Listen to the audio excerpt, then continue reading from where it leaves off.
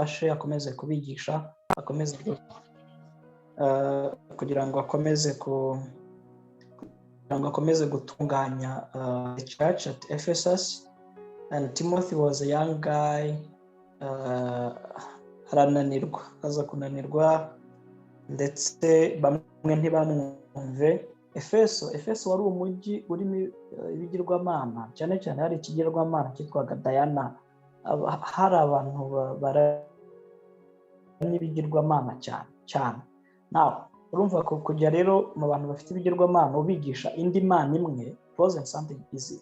Noneho uri umusore gusa, Paul yarahabaye aragenda arahasiga Timoteyo. So yumvishe rero arimo gucika intege, amwandikira no rwandiko to encourage him, kumubwira ati please carry on, komera, niba Imana yarantoranyije ngewe Paul wari mubi cyane ikankoresha, he will use you, you serve a greater God who is going to help you, uzagusustaininga muri ibyo ngibyo. Now iyo ni nka overview yose. Ejo rero tubona arimo kumubwira ngo asengere abantu bose, abingingire, ariko cyane cyane abami n'abayobozi, amena abatware, kuko kuri twebwe n'abayobozi bacu. Amubwira ko Imana ishaka ko abantu bose bakizwa bakamenya ukuri. Amubwira ko iyo Mana ari Imana imwe, mu by'ukuri ntabwo ari Imana nyinshi. Wumve muri iyo context yo muri Efeso ko hari ibigirwamana byinshi. So hari Imana imwe yonyine, kandi hari umuhuza umwe, one mediator hagati y'Imana n'abantu, Yesu Kristo. So don't go ntiwemerera abantu kuraninga after other gods, ahubwo ni there is one God and one mediator, ari we Yesu Kristo. Uwo Yesu Kristo ngo niwe witangiye kuba incungu ya bose, ngo kandi ibyo byarahamijwe. Nicyo gituma rero nanjye Paul nashyiriweho kubyamamaza ibyo ngibyo. If I briefly say that. Ku murongo wa 8 twasorejeho ejo, twabonaga Paul arimo kubwira Timoteyo ngo yigisha abagabo ko bagomba gusenga barambuye amaboko yera, badafite umujinya kandi batagira impaka. Twabonye in summary yuko abagabo bagombaga kubaho ubuzima, gusenga kwabo kwagombaga kuba ari gusenga gufite amaboko yera. And turabye extendinga rero tubirenza amaboko as hands, tugira no ku buzima muri rusange. Clean hands, clean hearts, clean minds. Niba tuvuga clean wumve holy, kwera nyine. And ibi rero ntabwo byari, turaza tubibone mu kanya nitugera ku mirongo ikurikiyeho, ntabwo byari ibintu byo kubera mu iteraniro gusa ryo ku cyumweru cyangwa muri cya gihe bahuye mu materaniro ngo nibwo bagomba kubabera, ahubwo it was something of a lifestyle, ubuzima bwejejwe. So that means gusenga kwabo ntabwo byaberaga kuri ya saha imwe, cyangwa natwe application yacu ni no minota 30 cyangwa iyi saha imwe tumara hano cyangwa ku cyumweru in church, ahubwo it should be something of a lifestyle. Tugahora turi mu buzima bwejejwe, ubuzima busa neza, ubuzima buhora buba sanctified. And now ku murongo wa 9 rero, it is an argue or a charge to the women, ku bagore. Wakwibaza ngo kuki habagaho distinction between men and women. Birasaba kubanza no kumva the cultural context bano bantu bari barimo, mu by'ukuri itanafite naho itandukaniye cyane n'iy'Abanyarwanda maybe mu myaka yatambutse. Uyu munsi birimo birahinduka muri no culture yabo. Ikigeni noneho mu iteraniro kuko urumva n'abagore bari turi bamwe n'abagabo, abakozi, slaves, servants, bakumva natwe turi bamwe n'ababosi bacu, guteza chaos. Umuntu yaba ari imbere yigisha, ukumva urumva ko bamwe bicaye mu gihande cyabo bagatangira kujujura, bagatangira gusakuza, bagatangira noneho biteza akavuyo. Uzabona atari n'abagore gusa yandikiraga, ari nawe yandikiraga even the slaves, abasaba kumvira bashebuja. Na rero ahangaha naho yakomeje kwinsistinga yuko bakomeza noneho abagore tugiye kubona ibyo yababwiye in details, ariko abagore mu gihande cyabo bicayemo bagategekwa guceceka. Yanabyandikiye n'Abakorinto. Yewe ibyo tugiye kubona na Petero yarabyanditse mu rwandiko rwe rwa mbere, 1 Peter 3:1, mu gice cya 3 murongo wa mbere, ibyo yategetse abagore. Ariko icyo nshaka kwinsistingaho, sinshaka kureba ko ngo turebe ko ari separate portions. ko ari abantu babiri batandukanye, abagabo bari ukwabo, abagore bari ukwabo muri Kristo. Oya, ahubwo muraza kubona yuko ibyo yategekaga n'ibyo yategekaga abagore twese bitureba as a church, as a member of the body of Christ. Niba tuvuze ku bagabo ku murongo wa 8 ko bagira amaboko yera cyangwa bagira ubuzima bwera imbere y'Imana, batagira umujinya, batajya impaka, cyane cyane ko ino society irimo abantu bajya impaka cyane. Murabona ko atari ibintu bireba abagabo n'abagore birabareba. Na ku bagore rero aravuze ati kandi, urumva the word kandi and also, ndibaza ko ariko mu Cyongereza bishobora kuba bisobanuye and also biraconnectinga hejuru. Abagabo n'abagore nabo nuko, yes, just like men, ngo ndashaka ko bambara imyambaro ikwiriye, decent dressing, bakagira isoni, birinda kandi batirimbisha kuboha imisatsi cyangwa izahabu cyangwa imarigarita cyangwa imyenda y'igiciro cyinshi. Kamaze ndebe bashiki bacu bari hano ngo bangana. Wow, ndabona bahari. Iyo nza gusanga badahari twari guhita tubireka tukikomereza, ariko anyway twese biratureba. It was a joke.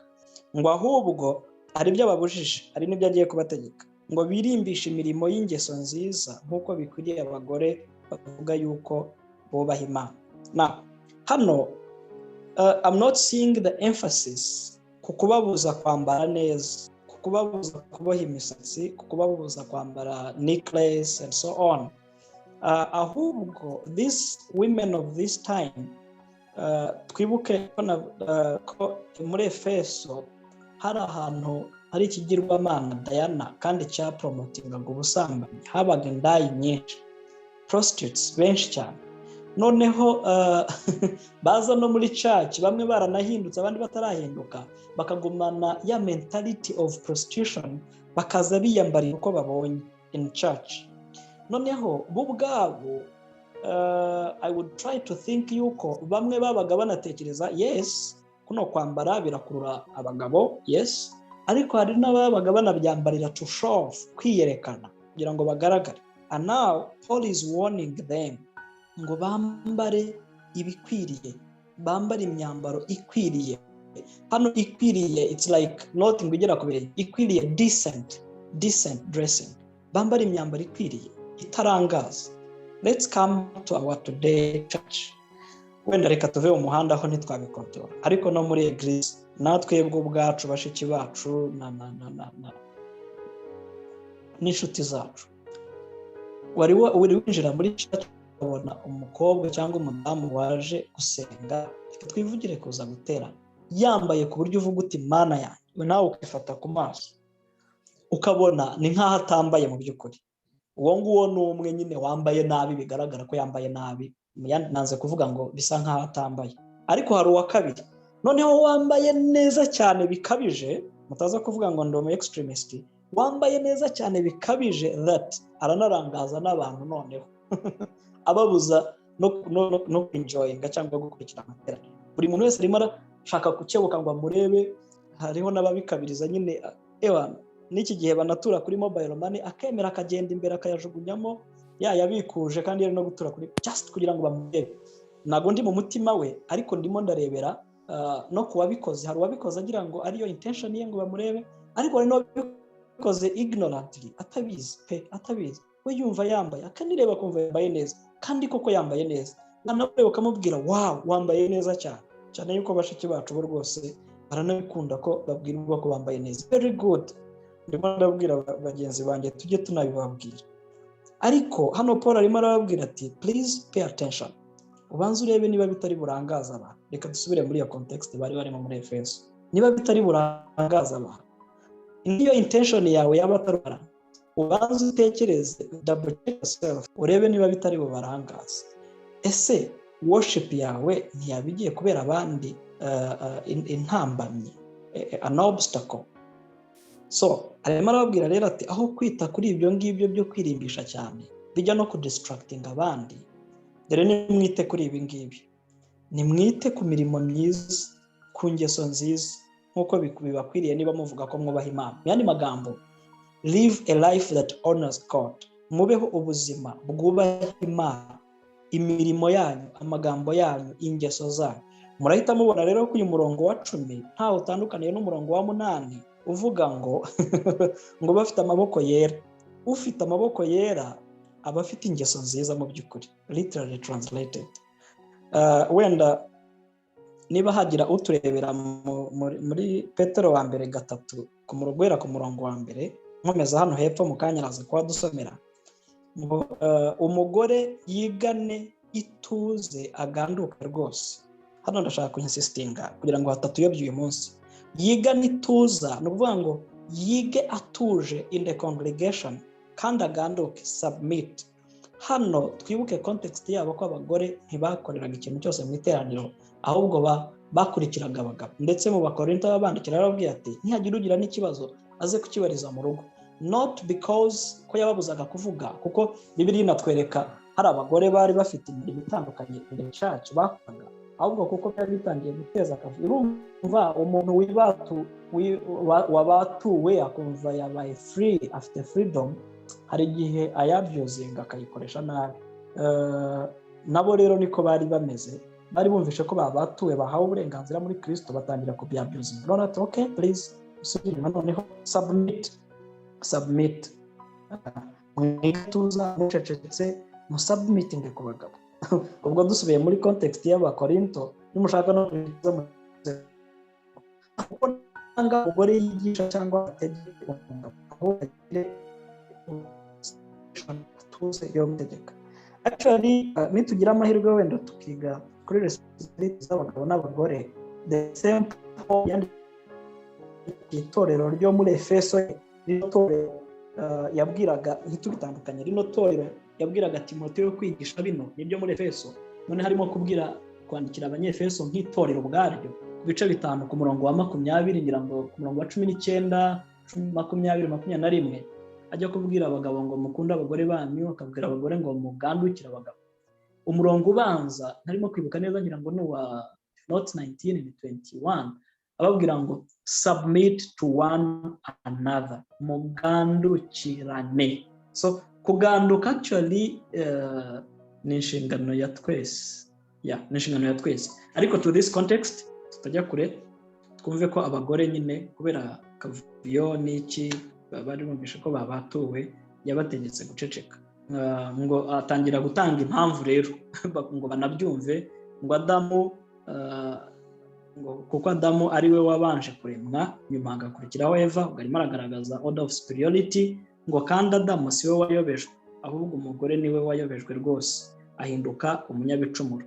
Ahangaha no kugaragaza possibly yari arimo kugaragaza the proof, impamvu abagabo muri iyo culture yabo aribo bakomezaga kuba imbere. Ngo nyamara abagore bazakizwa mu ibyara nibakomeza kwizera, bakagira urukundo no kwera no kwirinda. So kavuga utuntu tubiri hano as we come to the end of our session. Abagore bazakizwa mu ibyara no kuvuga iki? Nagara kuvuga ko uri mugore wese uzabyara azabakijijwe, ahubwo mwibuke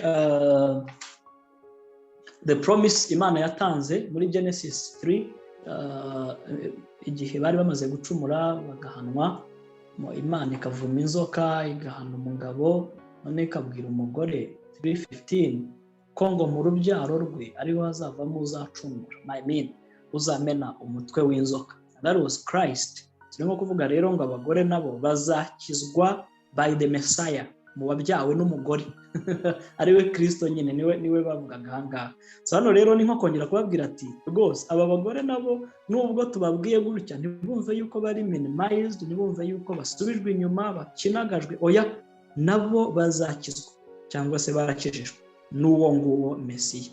Ngo nibakomeze ubone yuko iki ngiki tugiye kubona n'abagabo kibareba, ko gusa hano yari emphasis y'abagore ariko biratureba twese. Nibakomeza kwizera, that is faith, bakagira urukundo kandi bakera bakanirinda. Ni ibintu bine: kwizera, urukundo, kwera no kwirinda. Ni ibintu rero ubona yuko atari iby'abagore gusa, ahubwo ari ibya church yose. As we close, thanks Paul for sharing. Verse 1 ya Petero wa mbere 3 ndetse unakomeje kugera no ku murongo wa 2 wa 3 no wa 4 avuga ngo namwe bagore nuko mugandukira abagabo banyu, kugira ngo nubwo abagabo bamwe batumvira ijambo ry'Imana bareshywe n'ingeso ziza z'abagore babo nubwo baba ari nta jambo bavuze. Na verse 2 na verse 3 ikomeza emphasizing ibingibi twavugaga ya hariya. So abagore hano harimo bashiki bacu bataraba abagore ariko hopefully bazababo. Ni iki ngiki Imana irabasaba ngo rwose mwite ku ngeso nziza, mwite ku kwizera, mwite ku kugira urukundo, mwite ku kwera, mwite ku kwirinda as a means of worship. Hanyuma noneho ariko two kubyirengagiza ko binahari no ku myambarire uburyo mwambara, ntituvuze ngo muse nabi kuko nimusa nabi ntituzabakunda, mwambare neza ariko bitarangaza barimo gukora worship. Ibi ni a direct application rwose kuri mwebwe. Ariko noneho twese nka church natwe turimo ibyo twese biratureba yuko twite ku ngeso nziza, ku mirimo myiza yuzuye kwizera, yuzuye urukundo, yuzuye kwera, kandi twirinda, nibwo tuzaba dufite that worship, nibwo tuzaba dusenga that verse 8, tuzaba dusenga neza nk'uko bikwiriye. Ndetse nitunabihuza n'imirongo ibanza, nibwo tuzaba twemera ko hari Imana imwe kandi hari umuhuza umwe w'Imana n'abantu, ariwe Kristo wadupfiriye. Yeah, thank you so much for today. Uyu munsi dusoreje hano ino chapter 2 itwereka uburyo dukwiye kwitwara as a means of worship, ariko bigaragara ko atari ibyo cyumweru muri church gusa, ahubwo ari a lifestyle, ari ubuzima bwacu bwa buri munsi. Yeah, I would give 1 or 2 people